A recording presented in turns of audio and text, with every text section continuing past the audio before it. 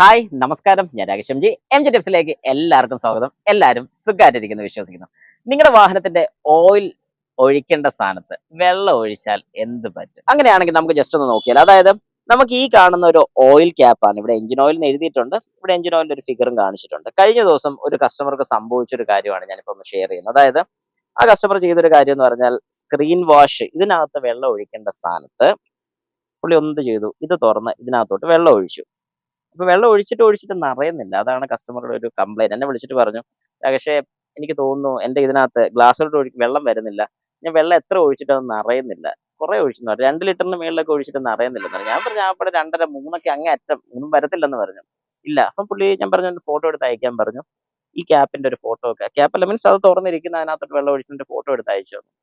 Okay, അത്രയാണ് സംഭവിച്ചത്. അപ്പം അങ്ങനെ സംഭവിച്ച ഉടനെ തന്നെ ഞാൻ പറഞ്ഞു, വാഹനം ഓടിക്കണ്ട, നേരെ ക്രെയിനിൽ നമ്മളെ അങ്ങോട്ട് കൊണ്ടുവന്നു, ഫുൾ അഴിച്ചു, ക്ലീൻ ചെയ്തു വിട്ടു.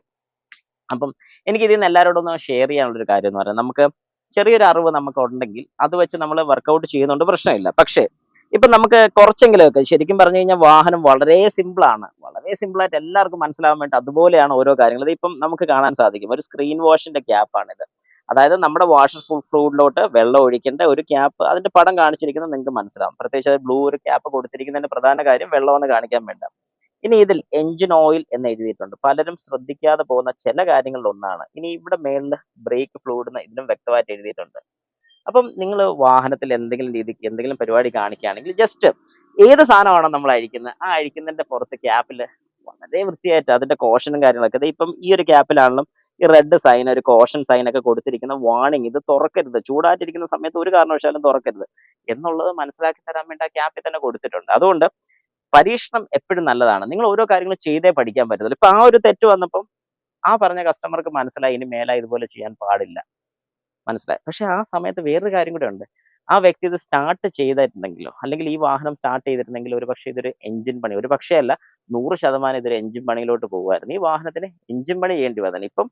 ഇപ്പോഴുള്ള കണ്ടീഷൻ നമുക്ക് അഴിച്ചൊന്ന് ക്ലീൻ ചെയ്ത് കഴിഞ്ഞപ്പോൾ റെഡിയായി. പക്ഷേ മുമ്പോട്ട്, അല്ലെങ്കിൽ ആ വാഹനം കസ്റ്റമർ ഓക്കെ എന്ന് പറഞ്ഞാൽ അടച്ച് സ്റ്റാർട്ട് ചെയ്തൊക്കെ പോവുകയാണെങ്കിൽ, ഒന്ന് സ്റ്റാർട്ട് ചെയ്തിട്ട് അല്പം മുമ്പോട്ട് നീക്കുമ്പോൾ പട്ടക്കേന്ന് പറഞ്ഞ ഒച്ച കേൾക്കും, ഒരു സൗണ്ട് മാത്രം കേൾക്കത്തുള്ളൂ, തീർന്നു.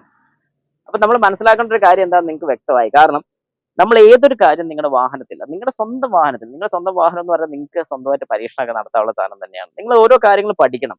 പഠിക്കാതെ അല്ലാതെ, എനിക്ക് ബോണറ്റ് തുറക്കാൻ അറിയത്തില്ല, എനിക്ക് അത് എവിടെ വെള്ളം ഒഴിക്കണമെന്നൊന്നും അറിയത്തില്ല, ഞാൻ അങ്ങോട്ട് കൊണ്ടു കൊടുക്കും, അവർ ചെയ്തു തരും, ഇങ്ങനെ ഒരിക്കലും പറയരുത്. കാരണം കുറച്ചെങ്കിലും കാര്യങ്ങൾ, ബേസിക് ആയിട്ടുള്ള കുറച്ച് കാര്യങ്ങൾ നിങ്ങൾ അറിഞ്ഞിരിക്കണം. ഇനിയിപ്പം ഞാൻ ഇതുപോലത്തെ ചെറിയ ചെറിയ കാര്യങ്ങളൊക്കെ ഒരുപാട് എൻ്റെ വീഡിയോസിലൊക്കെ ഉൾപ്പെടുത്തിയിട്ടുണ്ട്. പഴയ വീഡിയോസ് ഒക്കെ കണ്ടു നോക്കിക്കഴിഞ്ഞാൽ നിങ്ങൾക്ക് കാര്യങ്ങളൊക്കെ മനസ്സിലാവും. കുറേയൊക്കെ കാര്യങ്ങൾ നിങ്ങൾക്ക് മനസ്സിലാവും, എന്തൊക്കെ ചെയ്യാം, എന്തൊക്കെ ചെയ്യാൻ പാടില്ല. അപ്പം ഞാൻ ഈ പറഞ്ഞൊരു കാര്യം നിങ്ങളുടെ മനസ്സിൽ വേണം.